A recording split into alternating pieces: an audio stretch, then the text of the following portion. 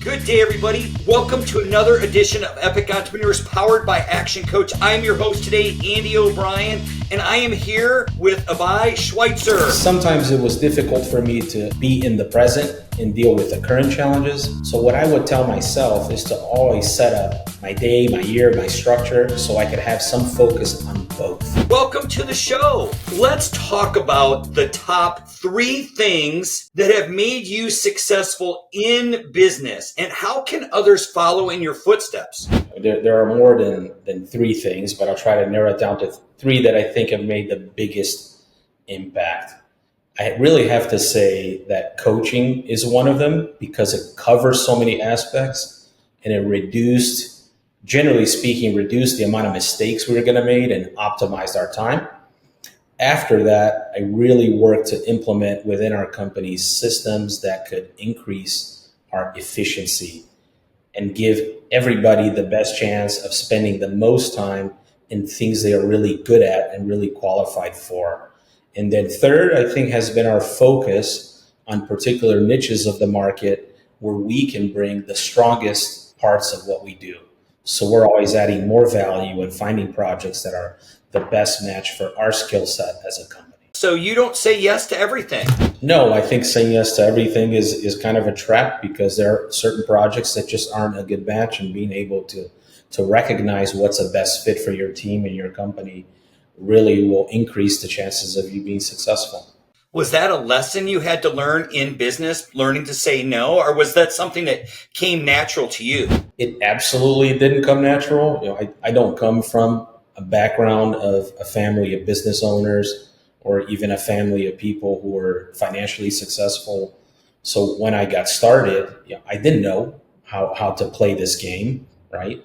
I would take any project, and thankfully I built up some efficiencies myself where I could do things quickly where that worked, but that only worked as me as a single person running the company. That doesn't work in a scalable format. So the moment that I realized that I didn't want to be the one doing all the work, and I didn't want to be the one working 60, 70 hours a week like I used to, that meant that we had to scale as a team. And that team has a particular skill set and projects that we do better and worse at. But no, it wasn't easy at all. It was really hard to look at projects and say, oh, we could do it, but maybe our margins are going to be really tight, and say no to it and say, no, we just really we can't bring our best to this project. Once I changed that mentality, Andy, it helped make it a little bit easier for me. Instead of saying I'm recusing money, I look at it as really, we can't bring our best, so it's just not fair to the client or us that we do that project. When you look back, and let's just go back to the beginning, what made you decide to start your own firm? I graduated in 2006, and then shortly after that, I moved to California. I used to live in Michigan. That's where I studied.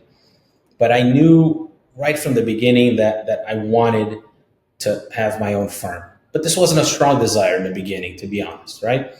As I worked for other firms in kind of a traditional employee role in architecture firms, I quickly realized that there wasn't much space for me to give my best for a variety of reasons that often exist in companies.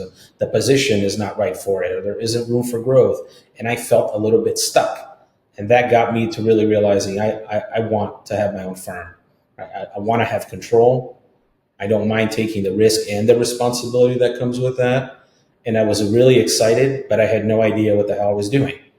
And that led me to working a bunch of hours and figuring things out. And then it got to a point where I said, I don't want to do this. I don't want to keep working 6 days a week, which is what I was working. 6 days a week is one day too many for me. And I knew I wanted something different. It happened that my wife went to one of Kerry Kaufman's kind of seminars for new clients. And she said, I'm not ready, but you should talk to my husband, right? So I met with Kerry, and she was taking me through the process. I said, Kerry, just skip to the end. You don't need to go through all the steps. Like I'm ready. Like this fruit is ready to be picked, right? I know what I don't like about what's going on. Let's just get to work right now. So that's a short version of how I started in business, and then how I eventually got to a point where I wasn't happy with, yet I didn't know how to make the change to get to where I wanted to be. And I thought coaching would be an invaluable tool to get me there, and it has been. Looking back at all the things that you have accomplished, what would you say has been your biggest challenge and how did you overcome that for our listeners out here? I think for me, the biggest challenge was when we added development to the scope of work that we do. We're first and foremost a traditional architecture firm. We do a variety of projects, right? And I got quite good at that, and we're really good at that. We're good at what we do. We have clients that are very loyal and excellent clients. But just similar to when I was an employee and I knew I wanted something different, I also realized that I didn't want to just do architecture in that scope. I wanted to control the projects. I wanted to invest in my own projects. I wanted to build my own projects. But that was a whole new skill set that I didn't have at all. And many times, I wanted to quit. It looked like an insurmountable hill to climb, right? When I first looked at it, because I didn't have any perspective of what it looked like halfway up the hill or all the way up the hill. And it took a lot of work from Carrie and myself as well to just do it. But like most things, it seems much more difficult before you actually do it, right? And then once you do it, you realize, wow, it's not as daunting as I thought. But looking back, before I had started, we're finishing a big project now, 14 homes. Before I had started this project, it looked like an insurmountable task to me. I was excited and I was confident I would do it, but I really had no idea how the hell I was going to get there.